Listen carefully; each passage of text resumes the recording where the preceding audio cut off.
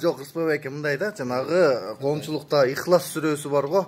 Ихлас сүрөсү Сагынбай атабыздын айтуусу боюнча бир кыргызча кереметтүү, которуп кереметтүү жеткирип айтып бергенде ошол жерде сизден сурагыбыз келет.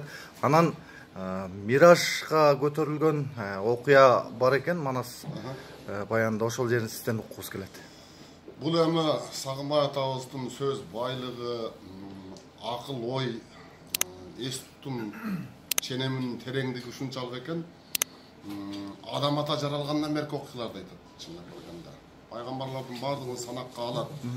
Жер кантип жаралган, адам үчүн жер денесин топуракты бербей коюп качкандыгы жөнүндө ушундай укмуштуу нерселердин баардыгын айтат да.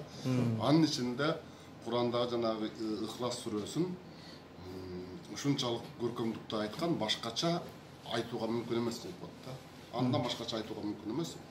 Туудурду деген ата жок, турпатында ата жок. Тууду деген эне жок, туш келишер неме жок. Өзгө тууган урук жок, өзүнөн бөлөк улук жок дейт. Ай баракалла.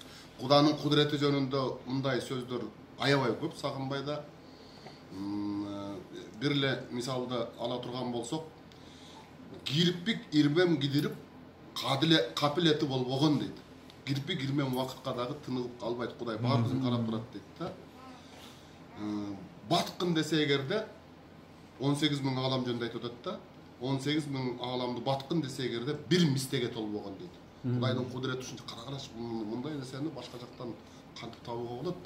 Ушунча кенен аламды батырам десе бир мистеге батырып коет Кудайдын кудурети. Кудайдын кудурети жөнүндө ушундай нерсени.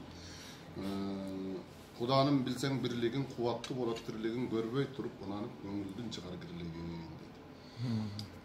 Азыркы акыл ченем менен ойлогондо кантип эле бир мистеге батырып койсун деп туура эмес түшүнгөндөр бар да. Эми бүгүн илим жетишип калды. ДНК менен эле батырып койсо боло тургандыгын билип калдык да. Биз билген илимдин деңгээлинде да. Ал эми Кудайдын дагы билими канчалык ал жөнүндө акыл ченеп болбойт. Ал эми Маражга барганда деп айтылат, Миражга көтөрүлгөндүгү жөнүндө пайгамбарыбыздын Миражга көтөрүлгөндүгү жөнүндө ошол Маражга барганда бир кызык нерсеге себепкер болду дейт. Алтын тажы башында, набилердин кашында, пайгамбарлар жанында, баатырлардын сабында бир киши туруптур. Баатыр, бирок пайгамбарлардын жанында турат. Аны ошого таң калып сурады дейт. Бул адамдан неткен деп, не себептен мынчалык даражага жеткен деп сураганда, Жебирейил бериште бул Манас деп айтып берди. Бул Манас.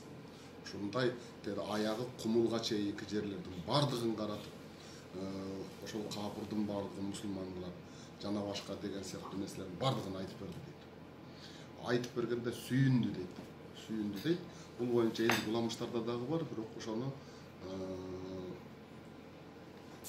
илимий деңгээлде алымдардын далилдешин күтөт элек да. Себеби бул боюнча Манас дебесе да ушундай таризде айтылган окуялар бар дейт да.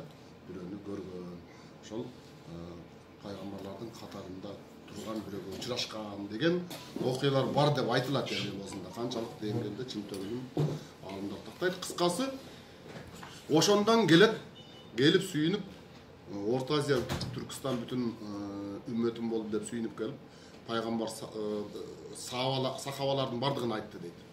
Ошондо 33.000 сахаба бардыгы бар эле дейт. Абул, Мажид, дагы бирдеме деп аттарын айтат кыскасы, кимдер бар экендиги жөнүндө. Саду Вакас кары бар болчу, тигил бар болчу, бул бар болчу, Набия дейби, Мавия дейби, анысы бар болчу дейт. Кыскасы алардын баарын санатып тур. Анан алар кызык жери ал ким, кандай деп сурашты дейт. Сураганда Кудайга жалбарынып, эми буларга кантип түшүндүрөм мен, кантип көргөзөм дегенде, ортодон бир мезгил өткөндө бир мингенинин баары чаар, кийгенинин баары таар болгон Манас баштаган кырчура кадимкидей тасмага тарткандай көздөрүнө көрүнүп бардыгы. Анан кийин жок болуп кетти дейт. Мына ошондон пайгамбарыбыз менин ушуга бир аманатым бар эле, ким жеткирет деген талап койду. Ким жеткирет дегенде Ошолордун арасынан Абу Насыр Замани деген киши бар эле дейт. Ошол чыкты. Мен жеткирем деп. Ошондо Манас табыстын ак келтеси менен ачал барсын. Ошондо пайгамбарыбыз аманат кылып берген деп айтылат. Анан ошол пайгамбарыбыздын деми менен оозуна үйлөгөн деми менен ошол касиет менен 550 жыл жашап Айкожо. Айкожо деген лакабатка ээ болот. Абу Насыр Заман деп айтылат өзүнүн аты. Анан келип Манас табыска 14 жашында ошол аманатын тапшырды. Ушундай Айкожонун аты Абу Насыр турбайбы, э?